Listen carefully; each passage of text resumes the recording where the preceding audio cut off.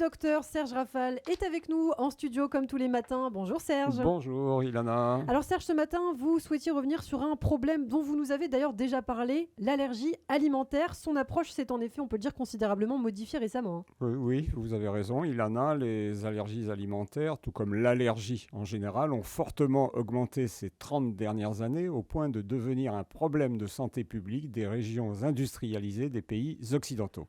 On estime qu'elles touchent environ 6% des enfants français et 3% des adultes et qu'elles sont responsables d'un peu plus d'une trentaine de décès par an de chocs anaphylactiques, leur complication la plus grave. Mais nous avons enfin compris que nous commettions beaucoup d'erreurs, en particulier en matière d'alimentation des tout-petits, et qu'elles pouvaient intervenir sur ce phénomène de l'allergie.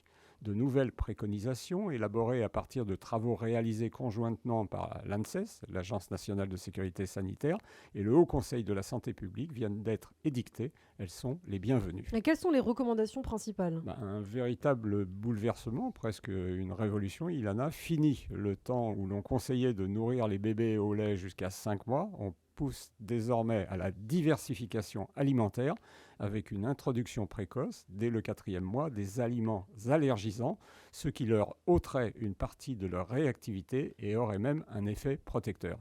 Mais il faut bien sûr procéder prudemment en administrant doucement et progressivement ces aliments l'un après l'autre. Est-ce que vous pouvez nous rappeler les principaux allergènes alimentaires chez l'enfant ? Alors par ordre alphabétique, le blé, la cacahuète, le céleri, les crevettes, les fruits à coque, amandes, noisettes, noix, le lait de vache, les légumineuses, fèves, haricots, pois, soja, l'œuf, le poisson de mer. Et vous dites qu'on trouve des surprises dans ces préconisations ? En effet, il est recommandé d'ajouter systématiquement des matières grasses dans les préparations maison ou celles du commerce qui n'en contiennent pas assez.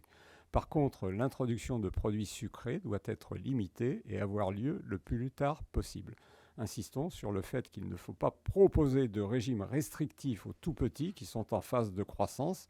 Certains pédiatres parlent dans ces cas-là de maltraitance nutritionnelle. Alors, comment fait-on concrètement pour que l'enfant accepte un aliment dont il ne veut absolument pas ? Les experts conseillent de le présenter et de le représenter jusqu'à 10 fois, car l'enfant a besoin de temps pour s'habituer à un goût différent et l'apprécier, surtout s'il n'est pas sucré. Rares sont les enfants qui aiment d'emblée les épinards ou les navets. Et un conseil pour les mères juives qui nous écoutent ? Faire confiance à l'appétit de l'enfant et être attentif à son rassasiement. Ne pas le forcer à tout prix à terminer s'il n'a plus faim. Conseil, vous en doutez, Ilana, qui n'est pas toujours appliqué. Et l'environnement du repas est important ?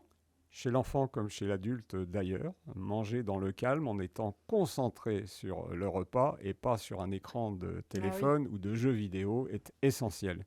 Une étude récente de l'INSERM évoque d'ailleurs un développement plus lent du langage chez les enfants de 2 ans qui prennent tous leurs repas devant un écran. Ah oui, quand même. Et les téléspectateurs d'un match du PSG ou de l'OM consomment entre 25 et 50% de calories en plus et pas toujours de la meilleure qualité.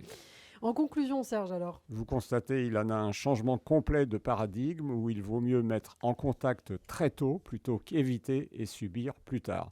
Nous savions qu'il ne servait à rien de reculer pour mieux sauter et nous nous rendons compte que ça vaut également pour les allergies alimentaires. Alors vive la diversification alimentaire précoce. Merci Serge Rafal, le docteur de radiologie qu'on retrouvera demain matin sur cette antenne.